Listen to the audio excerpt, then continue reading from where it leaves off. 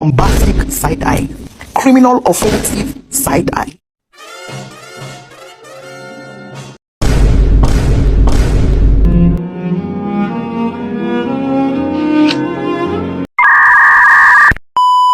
Assalamualaikum warahmatullahi wabarakatuh. Kami dari 109 ingin membuat tugas podcast tentang hubungan sosial disosiatif. Kenalkan, nama saya Galhar Marsha Putri, absen 9, dan ini rekan saya. Saya Delia Sambabella, absen 5.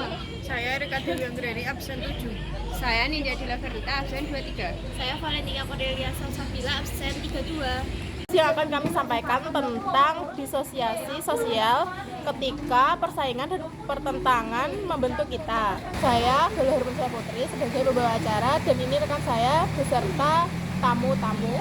Segmen pertama yaitu kita membahas tentang persaingan atau kompetisi. Selamat datang di podcast hari ini. Kita akan membahas tentang hubungan sosial disosiatif.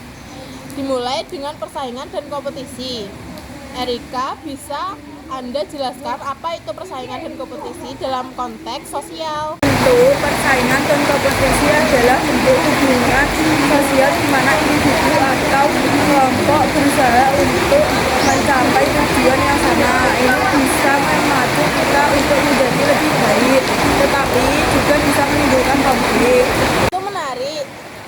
Bagaimana kita bisa mengelola persaingan dan kompetisi agar tidak menjadi negatif? Kita harus fokus pada tujuan yang ingin dicapai dan tidak membandingkan diri dengan orang lain. Selain itu, kita juga harus belajar untuk menerima kekalahan dan menggunakan pengalaman itu untuk belajar.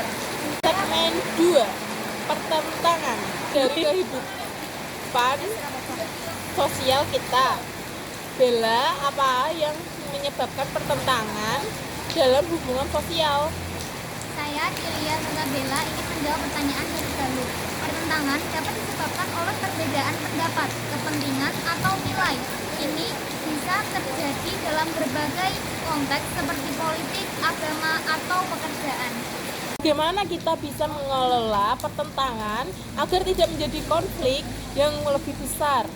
Kita harus belajar untuk mendengarkan dan memahami perspektif orang lain. Selain itu, kita harus fokus pada mencari solusi yang saling menguntungkan. Segmen 3, tentang kontravensi. Kontravensi adalah bentuk proses atau perlawanan terhadap kekuasaan atau kebijakan yang dianggap tidak adil. Valen, apa yang memotivasi orang untuk melakukan kontravensi? Saya Valen akan menjawab pertanyaan dari Galuh. Kontravensi biasanya dilakukan karena adanya ketidakadilan atau penindasan. Orang ingin menyuarakan pendapat dan memperjuangkan hak-hak mereka. Bagaimana kita bisa melakukan kontravensi yang efektif dan damai? Saya Nindya akan menjawab pertanyaan dari Galuh. Kita harus memiliki tujuan yang jelas dan strategi yang tepat. Selain itu, kita juga harus siap untuk menghadapi konsekuensi tindakan dari kita. Terima kasih atas Valen, Nindi, Bella, dan Erika atas wawasan yang berharga tentang hubungan sosial disosiatif.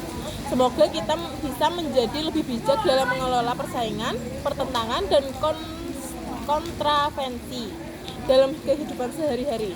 Terima kasih Galuh. Semoga podcast ini bisa memberikan manfaat bagi pendengar.